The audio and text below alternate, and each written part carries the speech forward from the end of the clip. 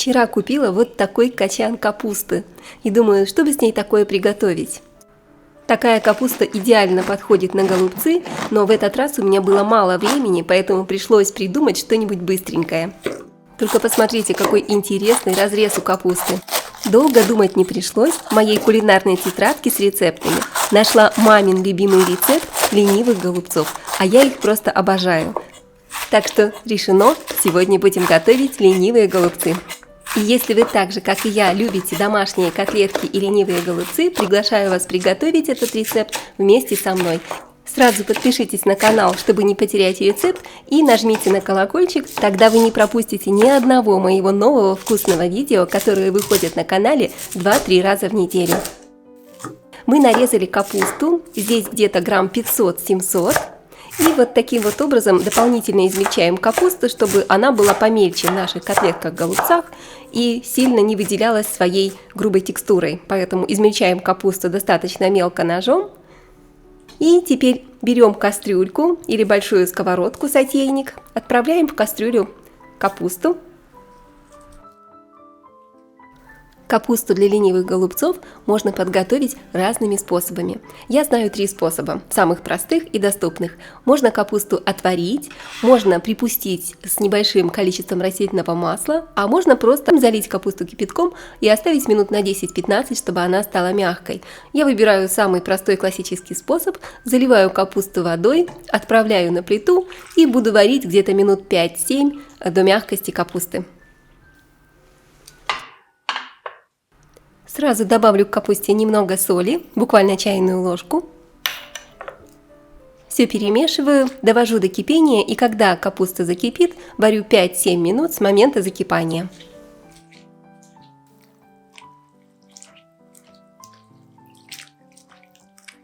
И пока варится капуста, не будем терять время. Подготовим в это время остальные ингредиенты. Здесь у меня стакан риса, отправляю рис в кастрюльку. Заливаем водой. Рис – это основа наших домашних ленивых голубцов. И чтобы голубцы получились вкусными, нужно соблюдать несколько очень простых правил при варке риса. Во-первых, рис необходимо тщательно промыть в нескольких водах, пока вода не станет прозрачной. Во-вторых, воды должно быть немного больше, чем риса. И, конечно же, не забываем посолить. Варим рис 10-15 минут с момента закипания на слабом огне. А у меня здесь 700 грамм фарша.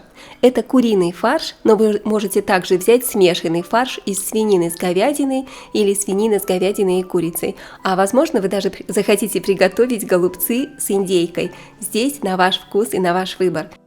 Приправляем фарш по вкусу солью, черным молотым перцем и можно добавить немного паприки. Вы также можете добавить какие-то сушеные приправы и специи, тоже если любите, которые найдутся у вас дома и которые хорошо сочетаются с капустой и с мясом. Отставим фарш на пару минут в сторону и ставим разогреваться сковородку с растительным маслом. Ну что, мои дорогие зрители, пришло время заняться самой слезливой частью процесса – нарезать луковицу. Готовьте платочки или очки для плавания, а можете зажечь свечу. Но если вы хотите меньше плакать при нарезке лука, можно предварительно охладить его в холодильнике или же надеть маску для подводного плавания. Шутка, конечно, но попробовать можно. А вообще лук – это волшебный ингредиент, который может преобразить любое блюдо. Я люблю добавлять в фарш для голубцов мелко нарезанный лук. Он придает начинке сочность и пикантность. Некоторые хозяйки предпочитают добавлять лук в фарш для голубцов сырым. Это тоже очень вкусно, я тоже так люблю и иногда готовлю, но чаще всего я немного обжариваю лук, потому что, на мой взгляд, так лучше раскрывается его вкус, и фарш получается очень нежным, и текстура его такая гладкая и более однородная. Нарезали лук и отправляем на разогретую сковородку с растительным маслом. Вы вместо растительного масла можете обжарить лук на сливочном масле или на смеси сливочного и растительного масла. Обжариваем буквально 2-3 минутки на среднем огне, следите за тем, чтобы лук не подгорел. А пока обжаривается лук, мы с вами натрем на терке одну морковку. Можете взять две, если любите и хотите, чтобы фарш получился красивого ярко-оранжевого цвета.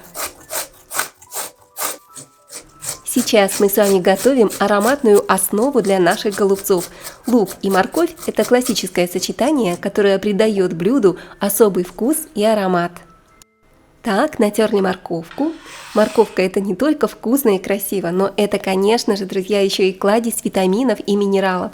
Она не только придает нашим голубцам яркий красивый цвет, но и сделает их еще очень полезными. Обжариваем лук с морковкой еще 2-3 минутки до мягкости.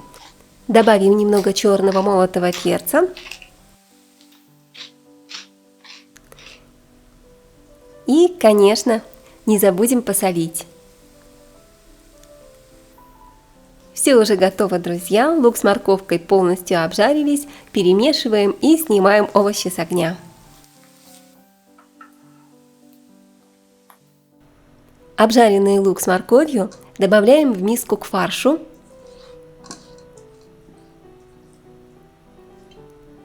И все еще раз хорошенько перемешаем.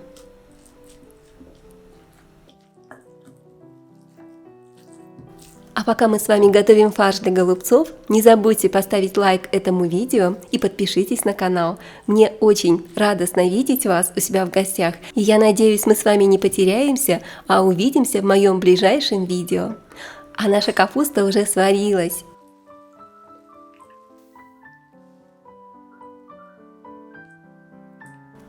Снимаем капусту с огня.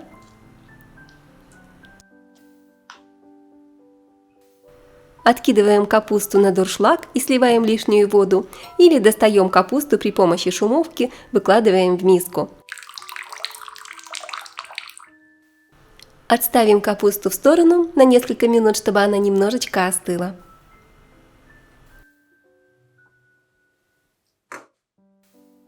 А мы с вами вернемся к рису. Не забываем, что рис на плите, и он уже сварился. Рис впитал в себя всю воду, посмотрите, какой рассыпчатый получился.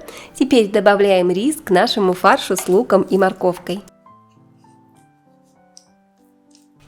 Этот рецепт универсальный, и он мне нравится тем, что пропорции всегда можно подобрать на свой вкус. Можно добавить, сделать котлетки более мясными, ленивые голубцы, а можно добавить наоборот больше риса. Здесь по вашему вкусу и по вашему желанию, друзья. Хорошо перемешали рис с фаршем до однородности. Готово. Теперь в миску разбиваем 2 куриных яйца. К яйцам добавляю немного соли и все хорошо перемешиваю при помощи венчика или обычной вилочки. Просто смешиваю яйца, взбалтываю до однородности.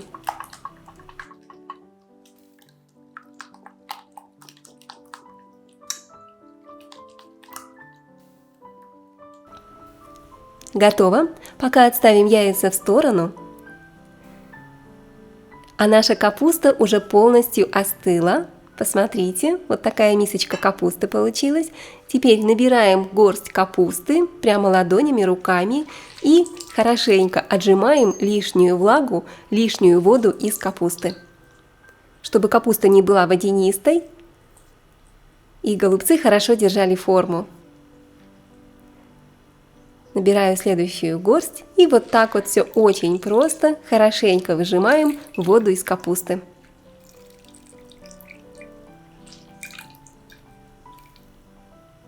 Вот такая вот получается отжатая капуста без лишней воды, без лишней влаги. Все готово, друзья. Отжатую капусту складываем в миску. И теперь сюда к капусте мы с вами добавляем наш фарш с рисом, с луком и морковкой, со специями. Очень аппетитно выглядит уже, друзья. Аппетит разыгрался не на шутку, но уже совсем скоро все будет готово. Хорошенько смешиваем фарш с капустой.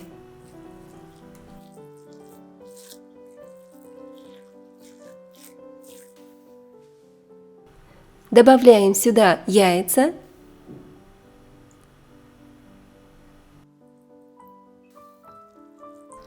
И еще раз хорошенько смешиваем фарш, чтобы все ингредиенты хорошо перемешались и масса получилась однородной. Чтобы капуста распределилась равномерно по всему фаршу, рис хорошо смешался. Теперь нарезаем пучок укропа или петрушки меленько. Я рекомендую использовать укроп, потому что он просто идеально сочетается с капустой. Делает начинку особенно вкусной.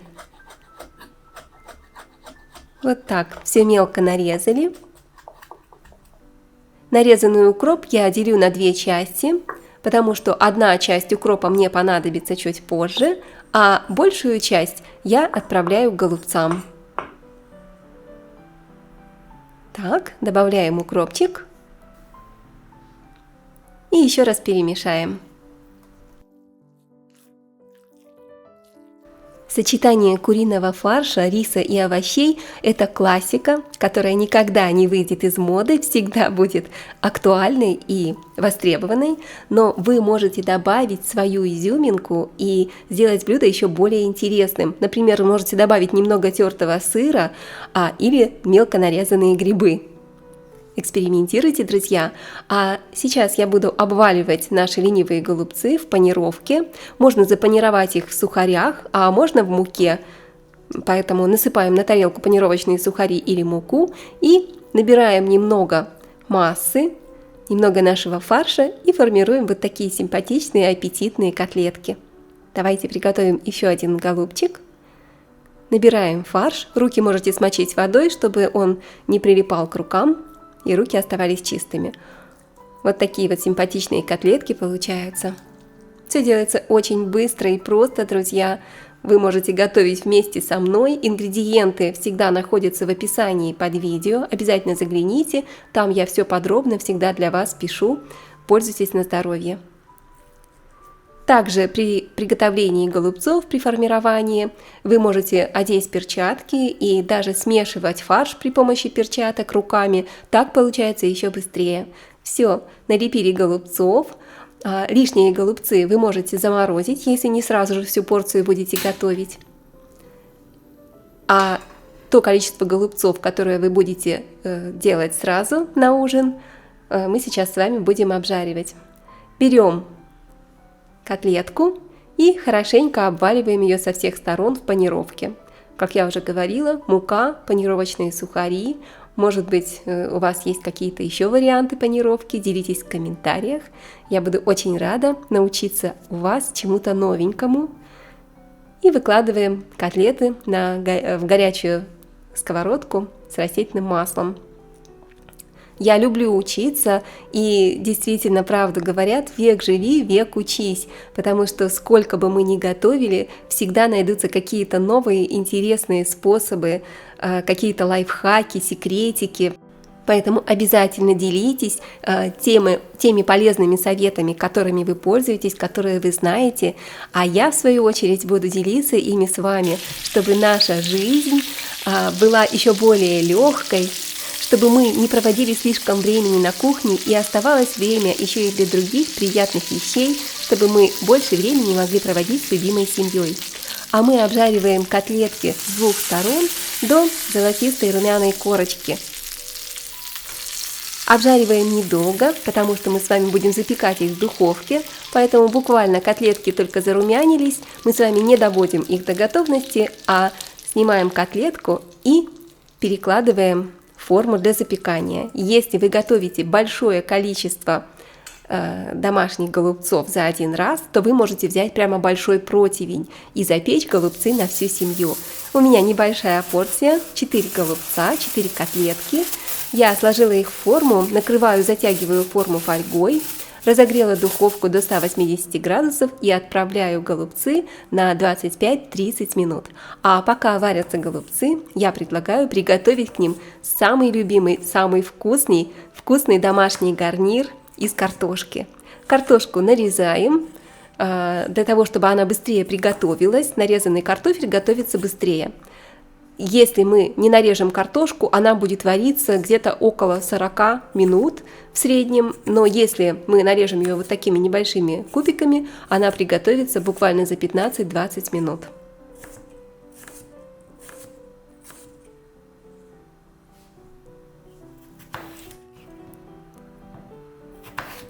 Друзья, если вы хотите, чтобы я приготовила для вас какие-то интересные блюда, напишите, пожалуйста, в комментариях. Я всегда читаю комментарии ваши, и я буду учитывать ваши пожелания при приготовлении, при съемке следующих рецептов.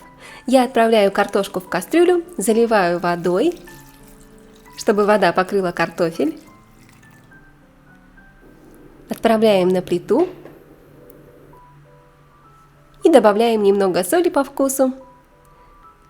Варим картошечку где-то 15-20 минут до полной мягкости, опять же с момента закипания, можно под крышкой. А пока варится картошечка и запекаются котлеты, предлагаю быстро приготовить буквально минутный соус, который хорош к любым блюдам, а к таким домашним котлетам он просто идеально подходит и сочетается.